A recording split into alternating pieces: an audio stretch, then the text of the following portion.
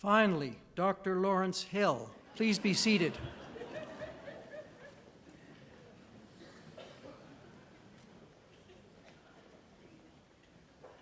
President Leahy, Vice President O'Brien, professors and administrators, honorary degree recipients Dale Gladstone and Bruce Gordon, families, friends, and especially graduates, thank you for welcoming me to the University of King's College and for this honorary doctorate, and for the opportunity to congratulate you, the graduates, on this special day. I've come many times to Nova Scotia and to the University of King's College, and I thank you and the fine people of this province for making my wife Miranda and me so much at home here. I do wish to acknowledge, as others have, that we are gathered in the unceded traditional territory of the Mi'kmaq people. We are also in a land that was settled later by the Loyalists, including the Black Loyalists of Nova Scotia, with whom I share an intense connection as friend, supporter, and writer. To the graduates today, let me say that I hope each of you finds your own unique ways to pursue with energy, passion, intellect, and consideration for other people here in your own communities and around the country and the world. It is impolitic to offer specific advice. My own daughter, Evangeline Friedman, is among you today. Through her and my other children, I've learned that effective parenting means offering support without getting too specific about what to do or what not to do. However, I will go out on a limb and say this: a liberal arts education does not mean only reading and admiring dead white men. And part of it actually involves connecting in real and thoughtful ways to the place, history, literature, and culture where you live. As you know, and as Dale Gladstone mentioned at dinner last night, the University of King's College was founded in 1789. Slavery was still alive and well in Nova Scotia at that time, and only 6 years earlier, 3,000 Black Loyalists had arrived here after fleeing New York City at the end of the American Revolution. When I was researching the Book of Negroes, I spent hours poring over the paperwork and records in the humble, tiny archives of the Black Loyalist Heritage Society in Shelburne on the south shore of Nova Scotia. Shortly after I learned many details about the Book of Negroes and other elements of Black history here, an arsonist burned the society and its archives to the ground. Until that point, the society had a tiny budget which it raised through local fundraisers and annual bake sales. After they were burned down, they came back with a vengeance and spent many years raising millions of dollars to create the fabulous Black Loyalist Heritage Center Museum. So, as one word of specific advice, go see that museum. It's in Shelburne, practically in your own backyard. Learn for yourself about the hundreds of years of African Nova Scotian history. Do not be that quintessential Canadian who knows more about African American history than about our own past and present in this province and nation. Defy the stereotype. Slavery, segregation, and Black resilience, survival, contemporary Black literature, and societal contributions on all levels are part of Canadian history. As I've learned, they're also colorful, dramatic, and make for good reading, writing, and filmmaking.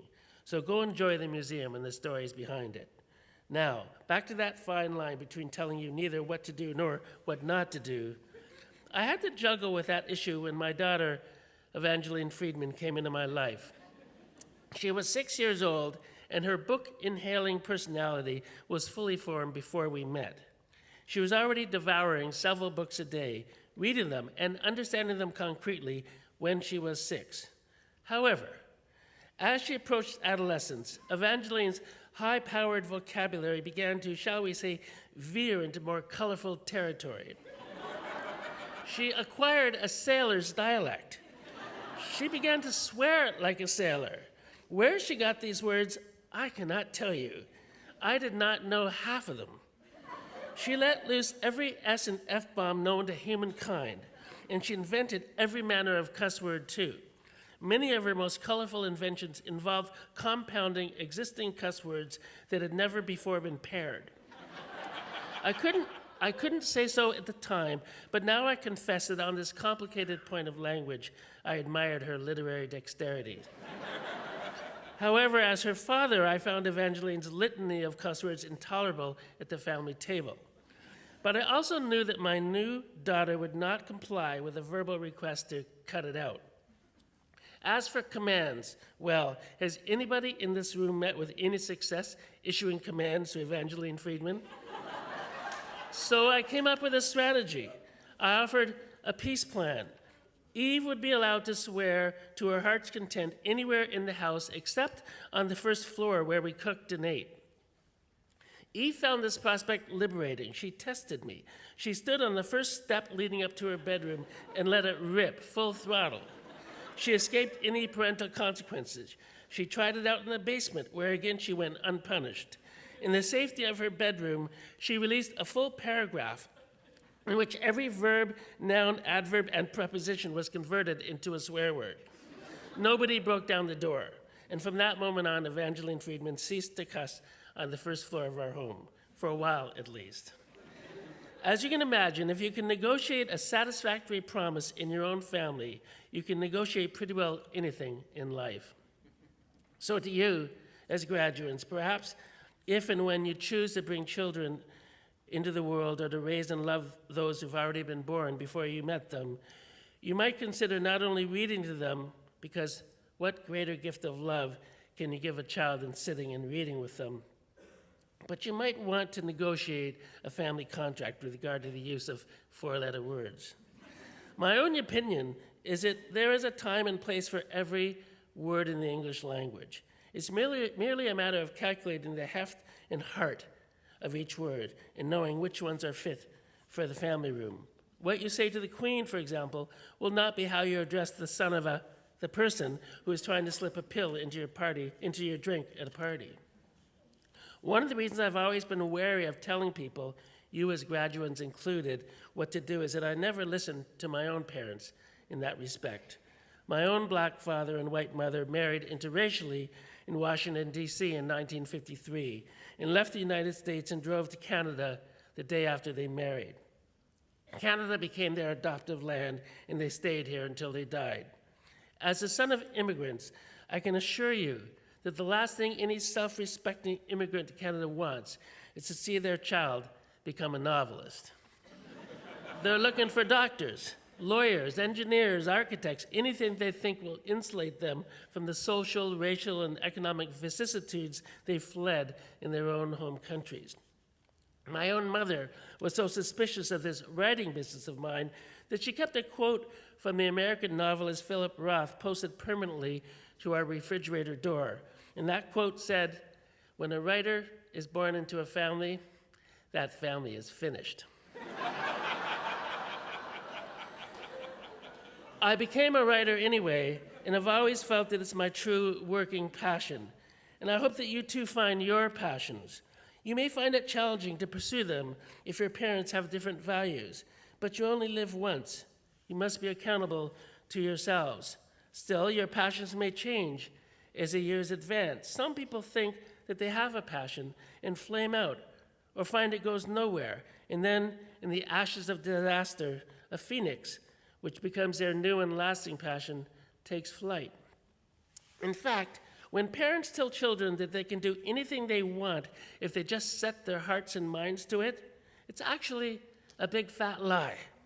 Not everybody can become the astronaut who goes to the moon, or the one who wins the Nobel Prize, or the Olympic gold medal, or who makes it to the NHL, or dances with the National Ballet. I shot for the Olympics as a competitive long-distance runner, but I couldn't even win regional races in Ontario. After years of that pointless pursuit, I switched to recreational jogging and began to write and write and write. You may too find, or you may have already found, that the first thing you dream about doesn't pan out. Don't worry, just pivot. Gather yourself and keep going. The next passion will reveal itself if you carry on. It's customary to challenge graduates, if only for a moment, in this very significant day. So here's my challenge to you. Open your eyes to global realities. The United Nations notes that nearly 70 million people today are displaced.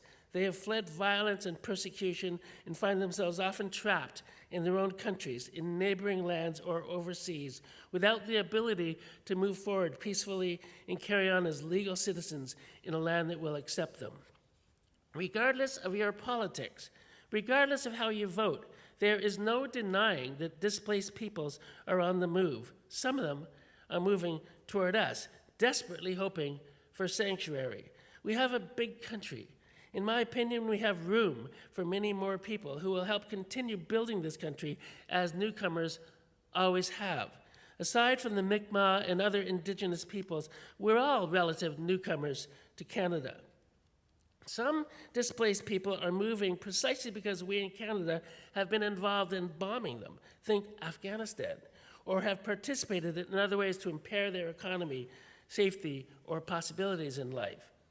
One of our measures as Canadians is how we have and how we'll continue to respond to our global brothers and sisters who are fleeing danger and possible death. Will we provide them with possibilities for peaceful, productive lives before they die of starvation or bombs or state-sponsored torture?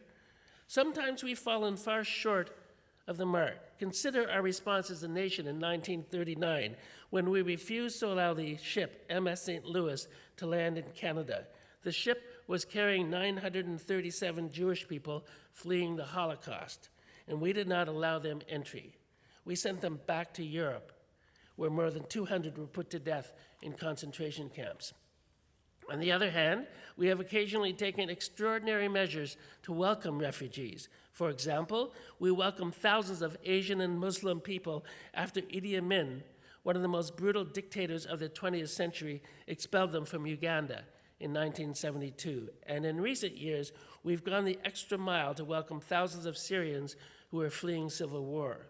I've just filed an essay to the Globe and Mail about a new memoir called No Friend But the Mountains by Behrouz Boochani. Boochani is a Kurdish Iranian who was born into war and who fled violence and persecution in his own country. He paid smugglers to put him on a boat in Indonesia and tried to sneak over the Pacific to the coast of Australia, where he hoped to find safety. However, Australian authorities intervened. They jailed Boochani, along with thousands of others seeking to enter Australia without permission, in offshore detention facilities, jails conveniently located outside Australian territory, in the island state of Nauru and on Manus Island in Papua New Guinea. Between 2013 and 2016, the Australian government spent nearly $10 billion, that's nearly 9 billion Canadian, detaining thousands of refugees in offshore facilities where they have been denied adequate food, shelter, water, or medical aid.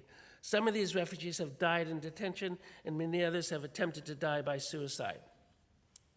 Amnesty International and other groups have condemned this brutal practice, which is designed to punish people for trying to sneak into Australia and to deter others from trying. But Australia carries on, and after the national elections just a few days ago, shows no sign of changing paths. Australia is not alone in its mistreatment of asylum seekers. President Trump's administration has separated thousands of children from their migrating parents at the US-Mexico border, and many of these families remain unable to find each other or to reunite. In Canada, we have jailed some asylum seekers for years simply because we did not know where to send them. We also have a history, something we sometimes fall victim to, and at other times we rise above, of doing everything in our ability to bar entry to non-white immigrants and refugees. In a time of mounting hysteria and paranoia about the arrival of immigrants in developed nations, Behrouz Boochani reminds us that 70 million displaced people in the world today are the same as us. Read his memoir. It's already won 4 literary prizes in Australia and will be published next month in Canada. And as for displaced people, we are them and they are us. We could be in their shoes tomorrow. And tomorrow, hopefully, at least some of them will be renewing their lives in Canada. There is moral obligation at stake, but there is also self-interest. Here in our own country, which is almost entirely comprised of people who descend from immigrants, today's refugee will be tomorrow's civil engineer, Giller Prize-winning novelist, high school math teacher, cardiac surgeon, federal cabinet minister, or student or professor at the University of King's College. So my call to you as graduates is to open your eyes and your hearts to our global citizens and use your moral compass to do the right thing. Sometimes I've found in my own life traveling to work, study, or volunteer in other places where I'm not comfortable and where I'm not like the people I'm living with has been one of the best ways to discover and pursue my own passions and to try to be a good person. So, live well, live beautifully, and do everything you can to make each day count, not just globally, but in the way you live among and love the people in your life here and now. That's all I have to offer in the way of advice. You've reached an incredible day in your lives. Congratulations, and thank you.